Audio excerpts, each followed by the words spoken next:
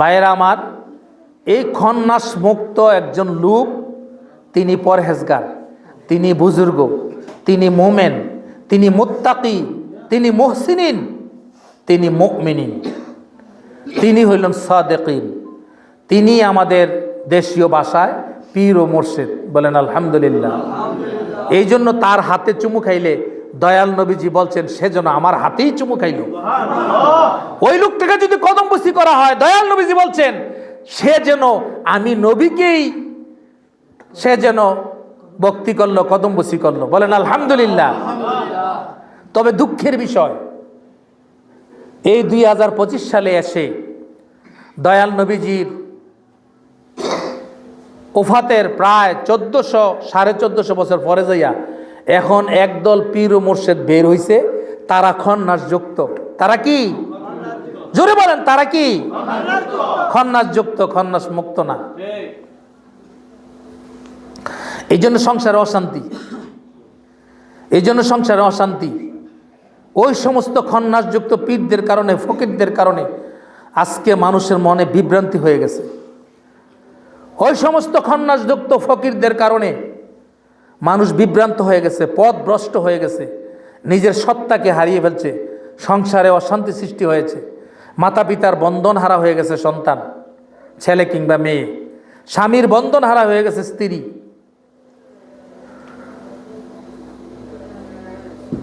তার জীবনও ধ্বংস, পীরের জীবনও ধ্বংস, মুরিদের জীবনও কি ধ্বংস। আমি সবাইকে বলছি না, কিছু কিছু এরকম আছে, আমি নাম বলতে রাজি না। তো এই জন্য এরা শরীয়ত, তরিকত, হাকিকত, মারফত কোনো কিছুকেই তোয়াক্কাল করে না। এরা মারফত বলে করে। এরা কি করে? আরে পীর সাহেব, আপনি মারফত আপনার দললে কয়টা সবক দিতেবেন? মারফত সম্পর্কে 69টা হাদিস এবং কিতাব কোরআনের কথা মুখস্থ ঠোরস্থ করে রাখছি, বলার সঙ্গে সঙ্গে আসবে, তারপরও তো মাতি না। আর আপনি সূরা ফাতিহা ভালো করে পড়তারেন না, আপনি ওকে বড় ফির হয়ে গেছেন গা, মস্ত বড় ফকির হয়ে গেছেন গা। আরে বাপ রে বাপ, আপনি একটা খন্নাস। আপনাকে এই উদ্দেশ্য করে বলা হয়েছে মিন শারিল ওয়াসওয়াসিল খন্নাস। আপনি খন্নাস, আপনার দলবল সহ খন্নাস। মাওলা আলী আলাইহিস সালাতু আসসালাম, উনি হইলেন বেলায়েতের বাদশা। উনি কি? নবীজির পর পর যার স্থান, নবীজি নবুয়তি শেষ করার পরে বেলায়েতের জান্ডা যার কাছে দিয়ে গেলেন, তিনি হলেন মাওলা আলী আলাইহিস সালাম। মাওলা আলী কি মসজিদে নববীতে ইমামতি করেন নাই? জোরে বলতে হবে, ইমামতি করেন নাই? তাহলে তুমি কয় নাম্বার ফির হইছো? তুমি বলো নামাজ লাগতো না? বেলায়েতের সম্রাট নামাজ পড়লো, ইমামতি করলো, মসজিদে নববীতে রক্ষণাবেক্ষণ করলো, কুফায় মসজিদ তৈরি করে গেল, ইমামতি করলো, বেলায়েতের সম্রাট। আর তুমি বলো নামাজ পড়া লাগবে না? তুমি বড় খন্নাস। তুমি নিজে ধ্বংসের পথে আছো এবং অন্যরাও, নারী পুরুষ সবাইকে তুমি ধ্বংসের পথে নিয়ে যাচ্ছ।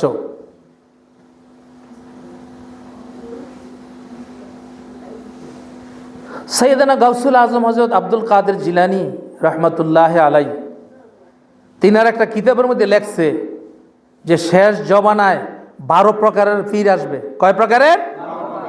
এক প্রকারের পীর হবে শুদ্ধ, আহলে বায়াতের অনুসারী, পাক পাঞ্জাতনের অনুসারী, সাহাবায়ে কেরামের অনুসারী, দয়াল নবীজির শুদ্ধ পথের অনুসারী। আর বাদ বাকি 11 প্রকারের পীর হবে খন্নাসযুক্ত। 11 প্রকার পীর হবে জাহান্নামী, তাদের দলবল সহই তারা পথভ্রষ্ট। বিশ্বাস করলেও সত্য, না করলেও সত্য, সত্য তো সত্যই। খন্নাস মুক্ত হওয়ার জন্য, একা হওয়ার জন্য আল্লাহ পাক বলছেন, আল্লাহ বলছেন উদউনি, তুমি আমাকে একা হইয়া ডাকো, তারপরে আমি তোমার জবাব দেব। একা হইতে হবে। এই একা হইল কি?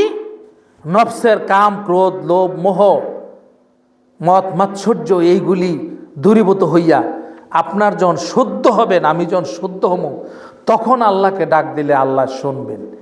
এর আগে নামাজ, রোজা, হজ, জাকাত যত কিছুই করা হয় সওয়াব হতে পারে, কিন্তু আপনার মুক্তির সনদ হবে না।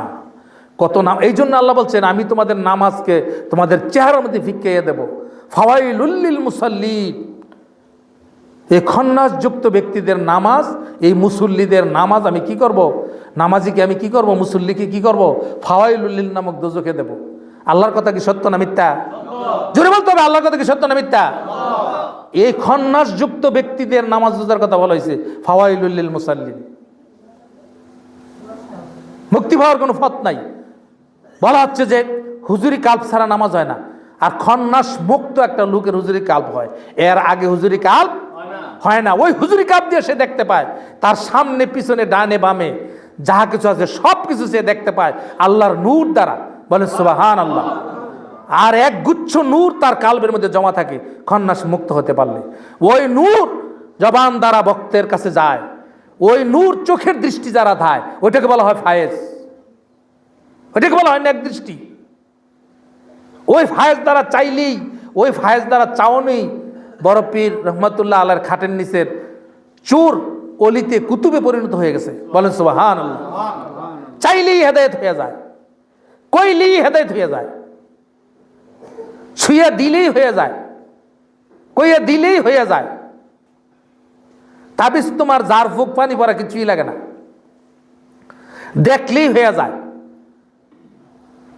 ওই প্রকার লোকটা চাইয়া দিলে হয়ে যায়। এই খন্নাস মুক্ত হওয়ার জন্য আপনাকে আমাকে কি করতে হবে? উপায় কি? দয়াল নবীজি ধ্যান করেছেন 15 বছর 3 মাস 23 দিন, মতান্তরে কম বেশি। কত বছর? 15 বছর 3 মাস। হেরা গুহা, সে 2500 ফুট, সে জাবালে নূর, সে পাহাড়ের মধ্যে, হেরা গুহার মধ্যে এতটি বছর তিনি কার লগে কথা কইছেন? কে আসছিল? কি করতে গেলেন এই পাহাড়ের উপরে? কেন গেলেন ওই নীরবে? মুসা নবী তুর পাহাড়ে কেন গেলেন 40 দিন রোজা রেখে ওইখানে? এই একা ধ্যান করতে করতে নিজের সত্তাকে জাগরিত করলেই তখন মানুষ মানুষ রূপে পরিগণিত হয়।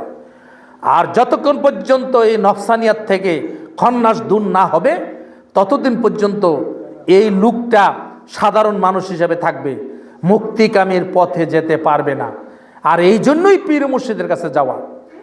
পীর মুর্শিদের সহবতে যাওয়ার পরে একটা সাধারণ লোকে, খন্নাসযুক্ত লোকটা যখন সামনে বসে, তখন পীর যখন তার দিকে তাকায়, তার চোখে চোখে যখন চোখ পড়ে, তখন এই চোখের একটা র আছে, এই চোখের একটা র আছে, এই পীর মুর্শিদের খন্নাসমুক্ত লোকটার, এই সাদিকিন ব্যক্তিটার চোখের রটা ওই ভক্ত মুরিদের রয়ের সাথে একত্রিত হইয়া তখন ফায়েজ যায়, তার ভিতরে খন্নাসের প্রভাবগুলি ধীরে ধীরে কমতে থাকে। বলেন সুবহানাল্লাহ।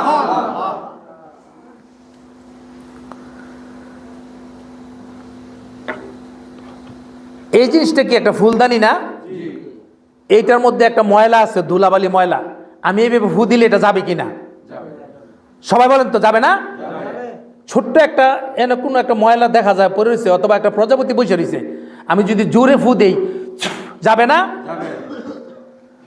আল্লাহর ওলিদের সিনার মধ্যে নূর, নূরুন আলা নূর, আল্লাহর পক্ষ থেকে নূর আসতে থাকে, নূরে মুজাসসাম যেটাকে বলা হয়।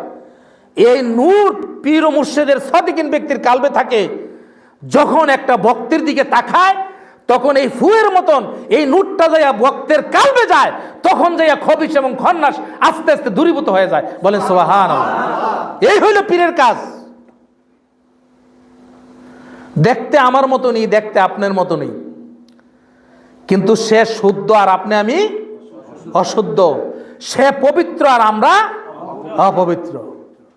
হাত মুখ ধুলে, উজু করলে, গোসল করলে কি খেলে পবিত্রতা হয়? এটা শরীয়তের বিধান, পবিত্রতা হয়। কিন্তু মারেফাতের বিধান কি? সুফি তত্ত্বের বিধান কি? আপনি যখন পীর ও মুর্শিদের কাছে একনিষ্ঠভাবে যাবেন, তার চোখে চোখে তাকাবেন, তার সিনায় সিনায় আপনি একত্রিত হবে, তার কথায় আপনি রঙিন হবেন, তখন আপনি একটা শুদ্ধ মানুষ হইয়া পবিত্রতা অর্জন করবেন। বলেন আলহামদুলিল্লাহ। তখন আপনি পবিত্র হবেন। সুফি দর্শন হইল এটা।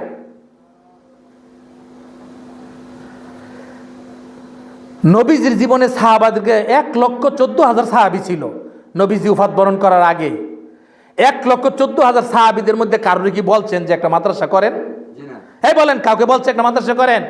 এরকম ওয়াজ কি আপনারা পাইছেন? এমন হাদিস শরীফ কি এমন বর্ণনা আছে? 1,14,000 সাহাবী একজন নবীজি কইলেন না যে একটা মাদ্রাসা করো বা একটা স্কুল পাঠশালা তৈরি করো, কয় নাই। নবীজি চোখে দিকে তাকাই রইছে, নবীজির চোখের সাথে তারা শুনছে, নবীজি বলছে, এই তো শিক্ষা হয়ে গেছে, সিনায় সিনায় শিক্ষা হয়ে গেছে। বলেন সুবহানাল্লাহ। আজও সেই শিক্ষা হইল পীর ও মুর্শিদের শিক্ষা।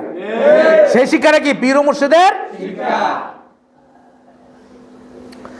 সেখানে খাতা কলম লাগে না। গত রাত্রে আমার বিবি আমার কাছে একটা কথা বল